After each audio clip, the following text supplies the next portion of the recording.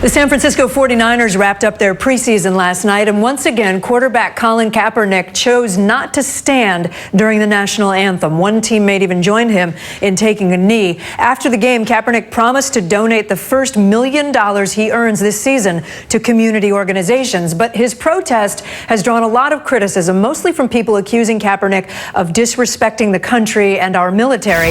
Joining me now, Roland Martin. He's host and managing editor of News One Now on TV1. Roland, nice to see you. Likewise. There seem to be sort of three reactions, I think, to Kaepernick. Some people see it as an affront, as we just said, to the country, see it as not patriotic. Some people are cheering for it and saying this is exactly what needs to happen to raise serious concerns in this country. And then there's that third group kind of in the middle who don't really love the way he's going about what he's doing, wish he'd find a different way to express it.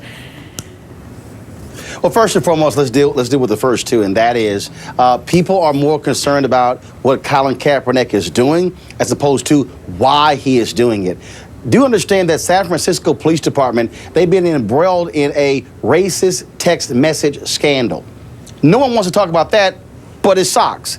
Then you also have the people who don't want to talk about the fact that the police chief of San Francisco resigned in May because of another questionable shooting.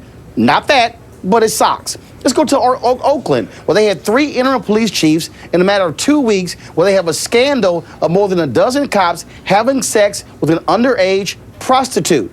Again, not what Colin Kaepernick is talking about, but they want to talk about why he isn't kneeling. That's the problem in America. We never want to talk about the real issue as to why he's protesting. It's how he is doing it. And I love these people, Kate, who are saying, well, he should do it some other way. Jerry Rice has said it, Drew Brees has said it, and others. Well, here's what's interesting. I haven't heard them say what the other way is. Jerry Rice what is said, the other way? Jerry Rice said, all lives matter. So much going on in this world today. Can we all just get along? Colin, I respect your stance, but don't disrespect the flag.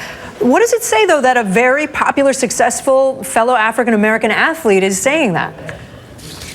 That means that Jerry Rice has no conscience. That means Jerry Rice tweeted something, but Jerry Rice hasn't put anything on the line. Jerry Rice has said nothing about racist text messages in San Francisco. Jerry Rice, why don't he join Ingenue Ellis, a fellow native of Mississippi, to talk about taking the Confederate symbol off of the Mississippi state flag? Where's Jerry Rice in that? See, Drew Brees made his comment in New Orleans, but has Drew Brees stood with the mayor of New Orleans, Mitch Landrieu, who called in the Department of Justice because of the corrupt police department there in New Orleans? See, that's the whole point. I love these folks who are saying, oh, no, Colin, don't do that. But they've been sitting their butts on the sidelines. Oh, they don't mind us cheering them on the field. But what about the issues off the field? Jerry Rice has been silent about that. And so, Jerry, Colin has more guts on addressing these issues than you have, even with your Hall of Fame jacket. You interviewed Harry Belafonte on your program this week. I want to play a little bit of sound, the thing that caught our ear from that interview.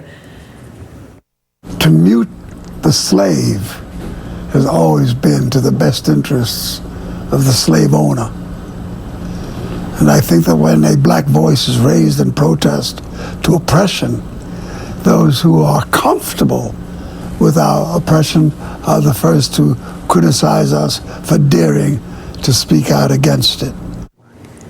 Let me ask you this. How much of the outrage do you think is about respecting the flag and patriotism, and how much of it is actually deep-seated racism?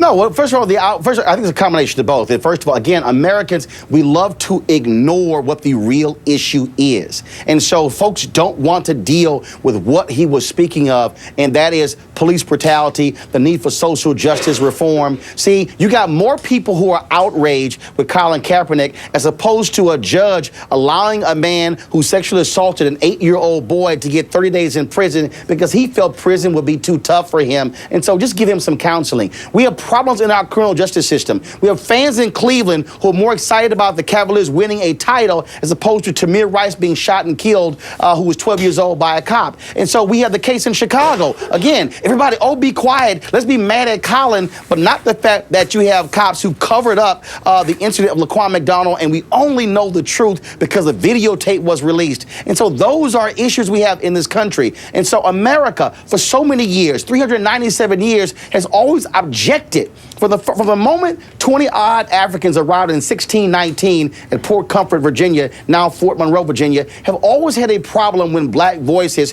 have demanded freedom. What's interesting, Kate, they criticized Dr. King for the very same thing. Muhammad Ali, same thing. A. Philip Randolph, Fannie Lou Hamer, Ella Baker. They criticized African Americans forever for demanding to be free in America. What Colin Kaepernick is saying, if it requires me to take a knee or to sit down to demand freedom, then that's what I'm going to do. I just want people to focus on those issues and not just whether or not he's standing up for a national anthem or the flag.